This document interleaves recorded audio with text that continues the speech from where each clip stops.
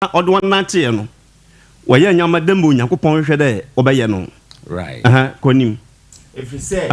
edisem bi amfa nipa peso ambapen yeah na mom Nyankopɔn nipa kronkron so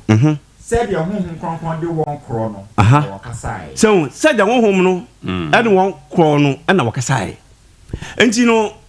obɛyɛ den dɛ asomafo no wode wɔpɛ bɛkɛ dɛ Onyankopɔn se yansum Saturday okay da yande yes no yansum Sunday oye wɔpɛ dam now in the New Testament baby ale ni wa o kire dɛ a Christian for edi humeda baby ani wo yedi ka ka dɛ owura Yesu Kristo wo wo ne mra na ase enti every day wo wo no akapim na Jesus ewi e wa sendwando osore no apam da no ebe wiei Colossians chapter 2 verse 14 to 16 enti Sir Jesus answer no olbewu no reka sabata samwa ono nchere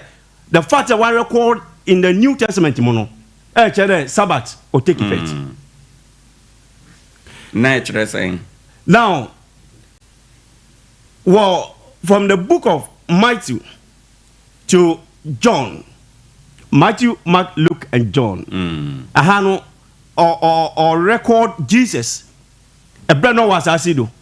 ni dwumaji obabedi right enti ebra o was asido a onwi no o wa hin na Christiansum enhyase ayi mo de enipa binu pere kere Jesus tiase no na Christiansum ho